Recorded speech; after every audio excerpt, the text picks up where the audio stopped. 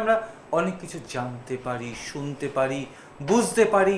যদি আমাদের মধ্যে সেই সমৃদ্ধি থাকে তবে আমরা খুঁজতেও পারি। হৃদয়ের গান শুনে তো গাইগো সবাই, কজন আর তোমার মতো গাইতে পারে। তাই খনামার এই অপূর্ব কথা শুনে খনামাকে শ্রদ্ধা জানিয়ে বলি, খনামা কজন আর তোমার মতন বলতে পারে, কজন আর তোমার মতন চলতে পারে। তাই তো খনামার বলাটা বলা, তার চলাটা চলা, অপূর্ব সব কথা, অপূর্ব সব ব্যঞ্জনাধর্মী ভাষা। কথার মধ্যে রয়েছে অনেক গূঢ় তত্ত্ব, অনেক ব্যঞ্জনা, অনেক আলোক রেখা। অন্ধকারের উৎস হতে উৎসারিত আলো, সেই তো তোমার আলো। সকল দ্বন্দ্ব বিরোধ মাঝে জাগ্রত যে ভালো, সেই তো তোমার ভালো। হ্যাঁ বন্ধু, সেই কালোটুকুকে সরিয়ে ভালোর দিকে যাত্রা করেন বাংলার জ্যোতিষ জননী খনামা।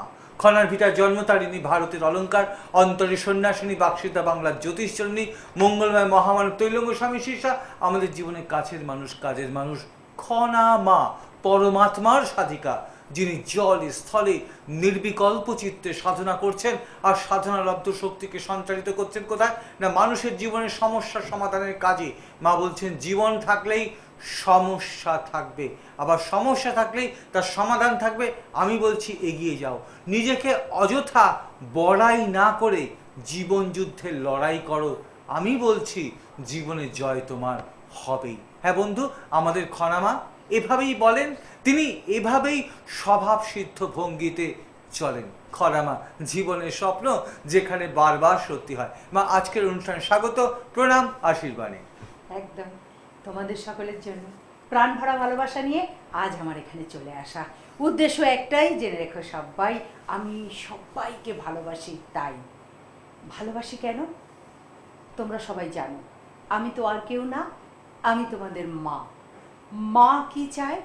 সকল সময় সন্তানের মঙ্গল কামনা করতে চায়, সন্তানকে ভালো রাখতে চায়। সেই কথা আমার কবির কথায় বলি, আমার সন্তান যেন থাকে দুধে ভাতে। তো মায়ের এই চেষ্টা, মায়ের এই ইচ্ছা, আমার সন্তান যেন থাকে দুধে ভাতে। তো ঠিক তাই আমিও সকল সন্তানের জন্য এই কথাটাই বলতে চাই যে আমার সন্তান যেন সদাই ভালো থাকে, প্রত্যেকটি সন্তান ভালো থাকে। আমি মনে করি একা ভালো থাকা নয়, সকলে মিলে ভালো থাকা, তাকেই ভালো থাকা কয়। আর সর্বদাই সেই চেষ্টা করতে হয় যাতে সকলে ভালো রয়। তো এই ভালো থাকার বিভিন্ন দিক, বিভিন্ন তিথি, বিভিন্ন নক্ষত্র, বিভিন্ন সময়, এগুলোকে মানতে হয়, পঞ্জিকাকে মেনে চলতে হয়। পঞ্জিকায় বেশ কিছু কিছু জিনিস নিষেধ আজ্ঞা আছে, সেইগুলিকে মেনে যদি চলা যায় তাহলে সকলে মিলে ভালো থাকা যায়। সেই ভালো থাকার জন্য তোমরা সময় বার করে নাও। বিভিন্ন সময়, বিভিন্ন চ্যানেলে, বিভিন্ন জায়গায় আমার বিভিন্ন রকমের অনুষ্ঠান হয়, আর তোমাদেরকে বলতে লাগে না। তোমরা কি করো, ঠিক সন্ধান করে নাও। কখনো কখনো কোনো জায়গায় চ্যানেল ঘোরাতে ঘোরাতে আমার অনুষ্ঠান দেখলে ব্যাস, আর তোমাদের বুদ্ধিটা বলে দিতে হয় না। তোমরা করো কি, ফোন করে আবার জেনে নাও এই অনুষ্ঠান মায়ের আর কোন চ্যানেলে কখন দেখবো, তোমরাই ফোন করে। এটা তোমাদের বলতে হয় না। ভারী ভালো লাগে, ভারী সুন্দর লাগে। তোমাদের আগ্রহ আমাকে করে উৎসাহিত। তোমরা এত আগ্রহ করো, এত করে মায়ের তো আজকে এই চ্যানেলে এই অনুষ্ঠানটা এই সময় দেখলাম, এরপরে আবার কোন চ্যানেলে কোন সময় অনুষ্ঠানটা দেখবো একটু বলে দিন না। এই যে তোমাদের আবেগ, এই যে তোমাদের ভালোবাসা আর আমার ভালো লাগা মিলিয়ে মিশিয়ে আমরা একসাথে চিরকাল যেন রই, এটাই আমার মনোবাসনা। এই যে আমাদের কলার বন্ধু একটা কথা বলে যে দাদা, যে শুনলাম মার কথাগুলো, মনে হলো যে এত তাড়াতাড়ি কেন শেষ হয়ে গেল। সেই যে পড়েছিলাম আমরা ছোটবেলায়, আপনার মনে হবে যে অন্তরে অতৃপ্তি রবে সাঙ্গ করি মনে হবে, শেষ হয়েও হইল না শেষ। এবং ভালো কথার কিন্তু এমনই একটা আবেদন, এই আপনি যেমন বলেন, আমারও মনে হয় যে কি কথাটা শেষ হয়ে গেল, মার থেকে তো আরো ভালো ভালো কথা শ্রবণ করতে পারি। ভালো কথার কিন্তু একটা আবেদন আছে, সেটা ভালো গান, প্রাণের গান, ভালো গান, তখন শেষ হয়ে গেল, বা অনুরোধের আসর অনুষ্ঠানটা শেষ হয়ে গেল, বা কোনো স্টেজ প্রোগ্রাম হচ্ছে অনুষ্ঠানটা শেষ হয়ে গেল, মনে শান্তি হয় না, মনে হয় আরেকটু শুনলে হতো, হ্যাঁ। আরেকটু ভালো ভালো তবলা, হ্যাঁ। ভালো খেয়াল, হ্যাঁ। আমি আবার এগুলো খুব ভালোবাসি ভীষণ। খেয়ালের যে হ্যাঁ, রাগ রাগ রাগিনী, রাগিনী, হ্যাঁ। এগুলো শুনতে খুব ভালো লাগে। হ্যাঁ। তো এই সমস্ত উচ্চাঙ্গ সঙ্গীত, হ্যাঁ। ভালো ভালো উচ্চাঙ্গ সঙ্গীত যখন সেটা মানে যখন শোনা হয় তখন যেন মনে হয় কোথায় মিলিয়ে মিশে গেছি কোন জায়গায়, যখন যেটা শেষ হয় ধপ করে যেন ওপর থেকে আবার নিচে পড়ে গেলাম, যেন স্বাভাবিক জায়গায় চলে এলাম। এবং দর্শক বন্ধু এতটাই প্রতিক্রিয়া, তখন আমাদের যারা ফোন ধরে, আমাদের যে সমস্ত বন্ধুরা, তাদেরকে তারা ফোন করে বলে, দাদা যে মাত্র এরকম প্রোগ্রামটা দেখলাম এবং চ্যানেলে, তা এরকম আবার কোথায় আবার কখন কবে কোথায় পাবো, কোন চ্যানেলে দেখতে পাবো, বহু ফোন আসছে। যেহেতু বিভিন্ন জায়গায় হ্যাঁ। মানুষের অনুরোধে বিভিন্ন চ্যানেলে বসছে, হ্যাঁ। সেই জন্য বিভিন্ন রকমের ফোন, বিভিন্ন রুচির ফোন, হ্যাঁ। যে মাকে আবার কখন কোথায় পাবো একটু যদি বলে দেন, জানতে পারলাম না এখনো, মানে সেই ব্যাকুলতাটা রয়ে গেছে, তৃষ্ণাটা রয়ে গেছে। হ্যাঁ। সেই কারণে আবার চাই, আবার চাই। আর তার জন্য বুদ্ধির তো তুলনা নাই, ফোন করে জেনে নিল, এটাই তো দরকার, একদম এটাই একদম দরকার, ভীষণ ভালো। তো এই নিয়ে আমাদের শুরু হোক পথ চলা। এবং অনেকে এটাও জেনে নেয় যে মার চেম্বারটা কোথায়। ধরুন আমি এখানে থাকি, আমি উত্তরপাড়ায় থাকি, তাহলে আমি মাকে কোথায় পাবো? কি আমি বর্ধমানে থাকি, আমি যেমন বলে দিই যে যারা বর্ধমান, অন্ডাল, চিত্তনে, তারা কিন্তু মাকে দুর্গাপুরে পাবেন। যারা বালিবেলুরে থাকেন তারা মাকে শেওড়া ফেলুর আছে, আমাদের বনহুগলি পেট্রোল পাম্প, এটাও কিন্তু অনেকে জেনে নেন যে দাদা আমি এই জায়গায় থাকি। এবং আমাদের যারা যে সমস্ত বন্ধুরা এই কাজে নিয়োজিত, তারাও কিন্তু সুন্দর করে আপনাকে বলে দেবে, আপনার দর্শকদের, যে আপনি কোথায় থাকেন, মার কোন চেম্বারটা আপনার কাছে হচ্ছে, এবং কি কোন ট্রেন কোন বাসায় আসবেন। তারাও কিন্তু খুব ট্রেন, যারা ফোন ধরে তারাও সুন্দর করে আপনাকে বুঝিয়ে দেয়। তো এটাও কিন্তু একটা শিক্ষা, যে পথটাকে দেখিয়ে দেওয়া, যে কোন পথে গেলে মার সঠিক মানে আমার কাছে হবে। আমি তো আর কলকাতা থেকে দুর্গাপুর যাবো না, এটা হচ্ছে ব্যাপার। বা কোনো কারণে রিলেটিভ আছে দুর্গাপুরে, তাকে অ্যাড্রেসটা বলে বুঝিয়ে দেওয়া। এগুলো তো অনেকটা। আবার কিছু বুদ্ধিমান লোকের কথা আপনাকে বলি, আপনি যেতেও বলি অনেকে, যে ধরুন কলকাতা একটা কাজে আসছে, অনেক দূরের মানুষ, অন্য প্রভিন্সের লোক, সে যখন কাজে আসে সে বলছে এই কাজের মধ্যে আরেকটা কাজও আমি সেরে যাই, কারণ আমার চেম্বারে গিয়ে করে মার সঙ্গে দেখা করে সব জেনে নিই। এটাও কিন্তু একটা বুদ্ধিমত্তা। হ্যাঁ, কাজের রুটিন সুন্দরভাবে সাজিয়ে নেয়। হ্যাঁ, যে আমি যখন কলকাতাতে কাজ, আমি একটা কথাই বলি, যে আমি কার কাছে যাবো, আপনি যেন বলে ঈশ্বরের কাছে প্রে করো যে আমি কোথায় যাবো, যে কার কথা আমার মনে হন্ট করছে, ইরা সুষুম্মা পিঙ্গলা নারী কার জেগে উঠেছে, তিনি কার নির্দেশে চলছেন, এই কথাগুলো যে আমার মনে রেখাপাত করে, আর হৃদয় আর মন যদি একসাথে হয় না, বুদ্ধি, তাহলে কিন্তু আর বলতে হবে না যে আমি কার কাছে যাব। একদম। কিন্তু আমি নিজেকে খুব ভীষণভাবে খারাপ লাগে যে আমি বলবো আমার কাছে এসো, আমার কাছে এসো, একবার এসো, একদমই না। আমি বলবো আসতে হবে না, তোমরা যে যেখানে আছো নিজের ঘরে সুন্দরভাবে থাকো। আমি তো আছি তোমাদের কাছে, আমি তো এসে গেছি, তোমরা আসছো না আমার কাছে, তাতে কোনো অসুবিধা নেই, আমি তো আসতে বারণ করছি। এমনিতেই প্রচুর ভিড়, প্রচুর মানুষ আসে, তাদের দায়িত্ব আমায় নিতে হয়। তো এবার কি হয় যে সে প্রাইভেটে পরীক্ষা দেওয়ার মতন, অর্থাৎ তোমরা বাড়িতে থাকো, আমি তোমাদের বাড়ি চলে এসেছি, এসে তোমাদেরকে নিয়ম শৃঙ্খলাগুলো শিখিয়ে দিচ্ছি, বলে দিচ্ছি, তোমরা সেই মতন চলো, সৎ পথে চলো, এবং ঠিকঠাক মতন নিজের কাজগুলো নিজে করে নাও। করে নিলে দেখবে কত ভালো লাগবে যখন নিজে, যারা টিচার ছাড়া পড়াশোনা করে, যে অনেকেই বলে যে আমার কোনো টিচার ছিল না, আমি নিজের চেষ্টা করে পড়াশোনা করেছি, সেই পড়াশোনার সার্থকতাটা অনেক বেশি। তো মাধ্যম দিয়ে, আমার মাধ্যম দিয়ে করবে তা না করে তোমরা নিজেরা যদি করতে পারো, আমি না হয় কী করলাম, আমি তো মা, আমি তাই কি করলাম, নিয়ম শৃঙ্খলাটা বলে দিলাম, এই নিয়মে করো, এইভাবে করো কাজটা, তাহলে তোমরা ভালো থাকবে। তাহলে এটা করতে পারলে অনেক ভালো, আমি তাতে খুব। এবং দুটোই হচ্ছে, একটা যেমন আপনি বলে দিচ্ছেন টিভিতে লোকে শুনছে করছে, আরেকটা হচ্ছে যখন দেখছি যে আমার মামাতো ভাই বা আমার আত্মীয় স্বজন, আমার পাড়াপড়শি, আমার বন্ধু, আমি এক কলার বন্ধুর কথা না বলে পাচ্ছি না, যে তার এক বন্ধু আপনার কাছে গিয়ে সে ব্যাংকে চাকরি পেলো। সে যখন ব্যাংকে চাকরি পেলো তখন তারও মনে হলো যে আমি একদিন মার কাছে যাবো, এবং আপনি তাকে বললেন যে তুমি, তোমার বন্ধু যেমন তাড়াতাড়ি হয়েছে, তোমার অত তাড়াতাড়ি হবে না, তোমার একটু দেরি হবে। এই যে তার মনে একটা ব্যগ্রতা, যে সবাই যখন গিয়ে উপকার পাচ্ছে, তাহলে আমি একদিন মার কাছে যাই, মার চেম্বারে যাই। এটাই হচ্ছে আপনি বলে দিলেন যে তোমার বন্ধু খুব তাড়াতাড়ি হয়েছে, কিন্তু তোমার একটু দেরি হবে, কিন্তু তোমার হবে। এই যে তার মনে একটা, এটাও কিন্তু একটা প্রচার, বিরাট একটা।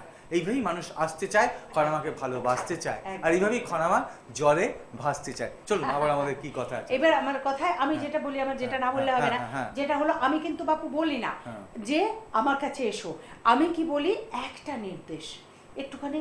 অনেকেই বলো রাত্রে ঘুম হচ্ছে না, অনেকেরই হাত দেখে দেখি রাত্রে ভালো ঘুম হচ্ছে না, ঘুমোতে পারো না, তার জন্য একটা নিয়ম তোমাদেরকে বলে দিই, সেটা হচ্ছে জোয়ারের গঙ্গা জল বাড়িতে নিয়ে আসবে, কখনো ভাটার জল আনবে না। ভাটার জলে তন্ত্র কাজ করি আমি, ভাটার জলে অশুভ আত্মা দূরীকরণ করা হয়, ভাটার জলে অমঙ্গলকে কাটানো হয়, এইগুলো কাজ করানো হয়। কিন্তু দেবদেবীর পুজোর জন্য ভীষণভাবে জোয়ারের জলের দরকার। এই জোয়ারের জল নিয়ে আসবে, তাতে সংসারের কল্যাণ হবে, মঙ্গল হবে। জোয়ারের জল, আর বিশেষ করে তৎসহ যদি পূর্ণিমা থাকে তো আরও ভালো কথা। পূর্ণিমা আর জোয়ারের জল এ তো অতি উত্তম, অতি ভালো কথা। সেই জল নিয়ে আসবে। যখন তুমি ঘুমোতে যাবে রাত্রে, যটাতেই ঘুমাও না কেন, যে টাইমে, সেই সময় তোমার শোবার জায়গায়, তোমার খাটে বিছনায় হালকা করে অল্প করে একটু জোয়ারের গঙ্গা জল ছিটিয়ে নেবে। ঘরেই একটা কমণ্ডুল রেখে দেবে, তাতে জল রেখে দেবে, ছিটিয়ে নেবে। আর কি করবে, ছিটিয়ে নিলে যে পোশাকটা পরে, আমরা দেখো যেটা বলি বারবার বলছি আবার, সেটি হলো যে পোশাক, আমরা জানি সকালবেলা উঠে বাসি পোশাক ছাড়তে হয়, নারী পুরুষ নির্বিশেষে সকলে এই শিষ্টাচারকে ভালোবেসে আমরা কি করি, বাসি পোশাকটাকে ছেড়ে দিই, ফ্রেশ হওয়া হয়।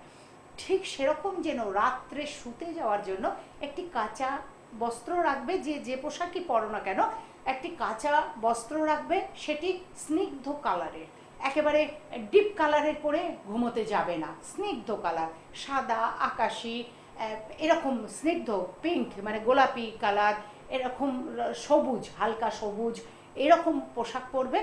আর সেই পোশাকটি কাঁচা হবে এবং টাইট ফিট নয়, একটু ঢিলঢিলা পোশাক পরবে। সেই পোশাক পরে গায়ে জোয়ারের গঙ্গা জল দিয়ে তোমরা কি করবে, নিদ্রা যাবে, সুন্দরভাবে সুখ নিদ্রা যাবে রাত্রে।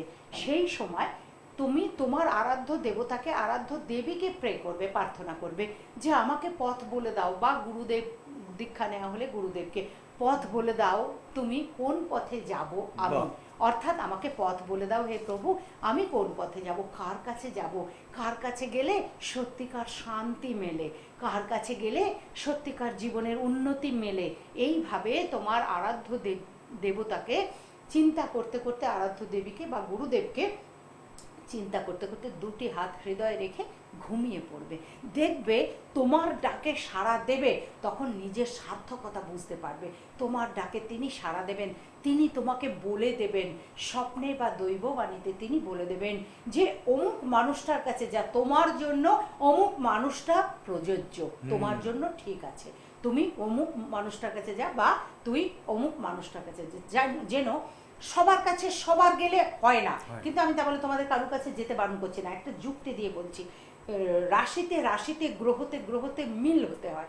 কেন এত মানুষের কাছে তোমরা যা যেখানে যাচ্ছ ভালো ফল পাচ্ছ, যার কাছেই যাচ্ছ ভালো ফল পাচ্ছ, তোমরা বলছো আমি মা গিয়েছিলাম অমুকের কাছে, আমি ভালো ফল পেয়েছি। আমি কখনো বানিয়ে বানিয়ে ওই বলবো না কারোর কাছে গিয়ে ভালো ফল পাচ্ছ না, সব বাজে কথা। শক্তি সবার মধ্যে আছে, ভক্তি সবার মধ্যে আছে। সকল জ্যোতিষী, সকল তান্ত্রিক আপ্রাণ চেষ্টা করে, তার কাছে যে আসে তাকে সফলতা দেওয়ার জন্য চেষ্টা করে। করো চেষ্টা, হবে জয়।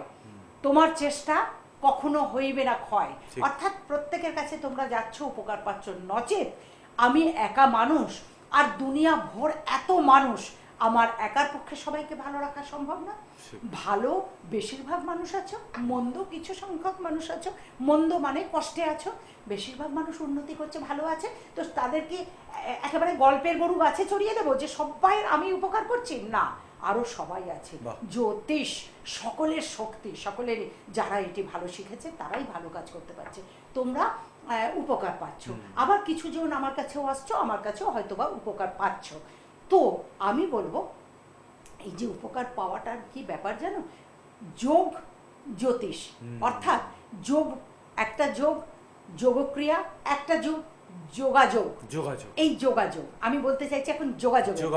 এই যে যোগাযোগ, তোমার যা রাশি, তোমার যা লগ্ন, তোমার যা জন্মতিথি, এই অনুযায়ী ঠিক মানুষের কাছে যাওয়া চাই। অর্থাৎ তারও জন্ম রাশি, লগ্ন, তিথি, এইগুলো যদি মিল পাওয়া যায়, তার কাছে গেলে তোমার কাজ অবশ্যই হবে, তার কাছে গেলে শান্তি সহজেই মেলে। যেমন আমরা বিবাহের জন্য বলি, এই জাতক বা এই জাতিকার বিবাহ, এই জাতক এই জাতিকার সাথে দেবে, নচেত না।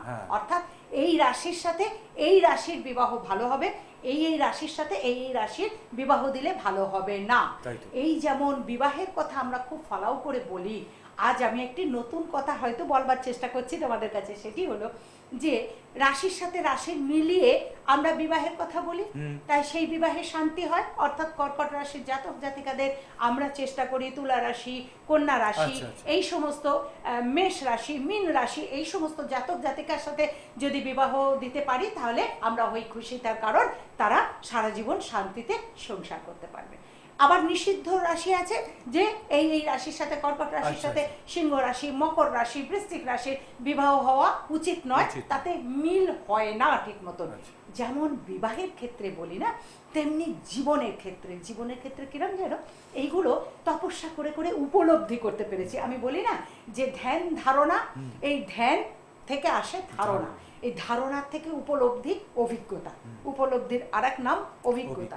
তো এটা কি জানো, হয়েছে কি, জ্যোতিষের কাছে যাচ্ছ, যে জ্যোতিষের কাছে যাচ্ছ তুমি, সেই জ্যোতিষের সঙ্গে তোমার জন্ম সাল সময় এবং সেই জ্যোতিষ মহাশয় বা মহাশয়ার জন্ম সাল সময়ের যদি মেলবন্ধন মেলে কপালে, তাহলে জানবে তোমার জীবন গেল খুলে। অর্থাৎ কি, যে মেলবন্ধন রয়েছে, সূত্র রয়েছে, তার দ্বারায় তোমার কাজ হবেই হবে।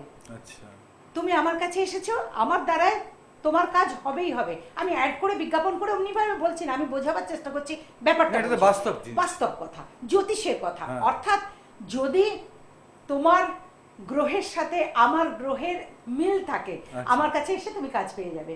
যদি মিল না থাকে তো হবে না। যদি অন্য যে জ্যোতিষের কাছে গেছো তার সাথে তোমার গ্রহের যদি মিল থাকে, তাহলে কিন্তু তার কাছে গেলেও তুমি কাজ পাবে।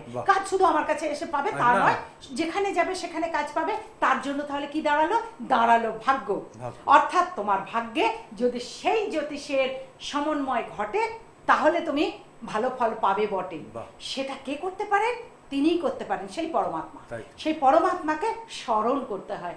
পথ বলে দাও তুমি, কোন পথে যাই আমি, কোন পথে গেলে শান্তি সহজে মেলে, এইটা যদি বলে ঘুমোতে যাও, তাহলে দেখবে কি হবে, তুমি তোমার উপযুক্ত জ্যোতিষের, উপযুক্ত গুরুর সন্ধান পাবে।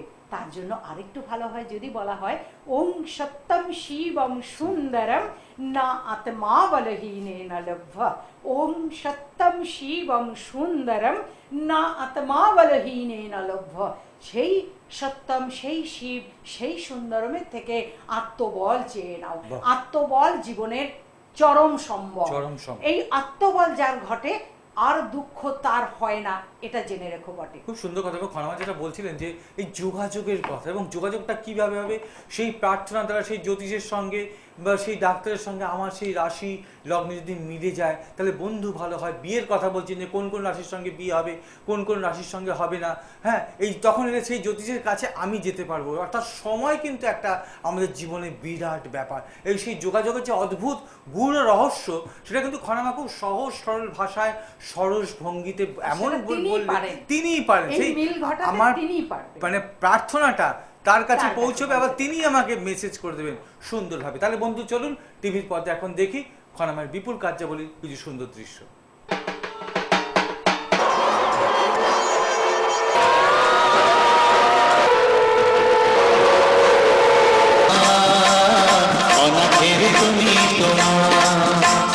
খুব ভালো লাগছে, কেন পরিবেশটা এমন। এই যে সব ছেলে মেয়েরা দাঁড়িয়ে রয়েছে, ভদ্রলোক ভদ্র মহিলারা, কেন, কিসের জন্য, কি আছে?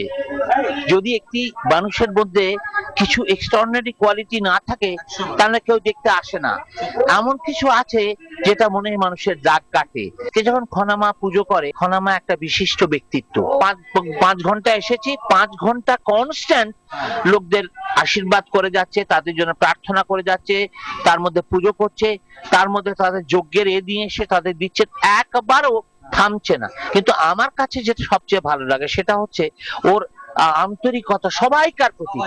আমার সবাইকে আর ঘোরা করে সে বড় জিনিস, সবাই প্রসাদ পাচ্ছেন, ওখানে বসে সবাই খাচ্ছেন, সেই খাওয়া আমি খেলাম, দারুণ খাওয়া। ওর মধ্যে কিছু হয়তো আছে। আমার এত জ্বালা হচ্ছে ঘাড়ে, হাতে, ও আমার হাতটাকে নিয়ে বুলোতে লাগলো। হাতটা এমনি জাস্ট, মানে অবাক হয়ে যাবেন, হাতটা বুলোচ্ছে, আমার হাতটা বুলোচ্ছে, আচ্ছা, আর কি যেন বিড়বিড় করে বলছে। তারপরে আপনারা বিশ্বাস করবেন না, আমি শুলাম আমি ঘুমিয়ে পড়লাম, আমার কোনো জ্বালা যন্ত্রণা ছিল না।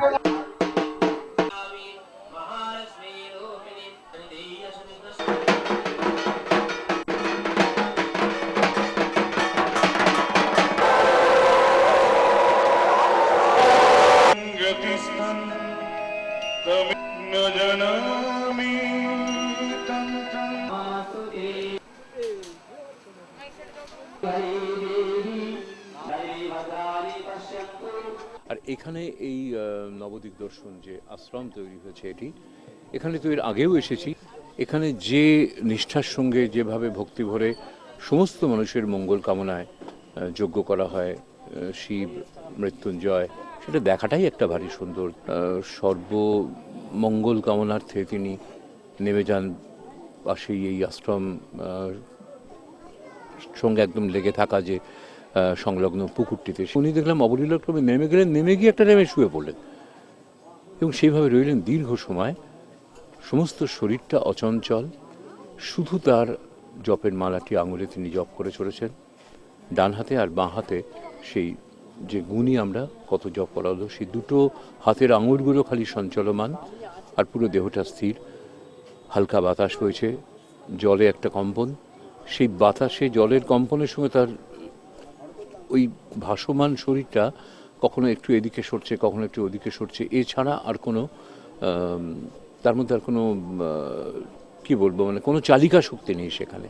যা হচ্ছে সেটা তার অন্তরে হচ্ছে, এবং হয়তো বা সেটা দেখতে দেখতে যারা সেটা প্রত্যক্ষ করছেন তাদেরও অন্তরে একটা অদ্ভুত, আমি এটাকে অলৌকিক বলবো কিনা জানি না, কিন্তু একটা ভক্তিনম্র প্রতিক্রিয়া নিশ্চয়ই হচ্ছে। কিন্তু আমাদেরই জন্যে মা তার যথাবিহিত যে সাধনার বিভিন্ন মার্গ, তার একটি অন্তত আজকে এখানে তিনি পালন করলেন। তো সেই আশীর্বাদ পাওয়ার অভিলাষেই বলতে পারেন, বাড়তি একটু আশীর্বাদ বিশেষ একটা দিনে খনামার কাছ থেকে পাওয়ার অভিলাষেই আজকে ওই অর্থে কিছু কাজ মুলতুবি রেখে চলে আসে। যোগতন্ত্র জ্যোতিষে যিনি চিরদিনই পারদর্শিনী খনামা, তার সেই জলে ভাসা দৃশ্য আমাদের সত্যি আবেগে আপ্লুত করে। এভাবেই খনামা রয়েছেন আমাদের সকলের জন্যেই। তাই বলি, আমরা ছিলাম, আছি, থাকবো যতদিন বাংলার জ্যোতিষ জননী খনামাকে স্মরণে রাখবো। ব্যাস, মনের কথা বলে যেতেই হবে এখন চলে, সময় আমাকে কথা দিচ্ছে বলে। কিন্তু আমি কথা দিলাম আবার আসবো চলে ঠিক সময় হলে, সকল মনের কথা উজাড় করে তোমাদেরকে দেব বলে। কারণ তোমাদের ভালোবাসি বলে। বহু আশা নিয়ে আমি এলাম এই পৃথিবীতে। মানুষের মাঝে ভগবান আছে সেটি খুঁজে নিতে। তোমাদের সকলের চৈতন্য হোক, তোমাদের সকলের মঙ্গল হোক। মঙ্গলময় ঈশ্বর সদাই তোমাদের সঙ্গে থাকুন। তোমরা সকলে অনেক ভালো থাকো, অনেক ভালো থাকো, অনেক ভালো থাকো। তুমি মা বলো না মা।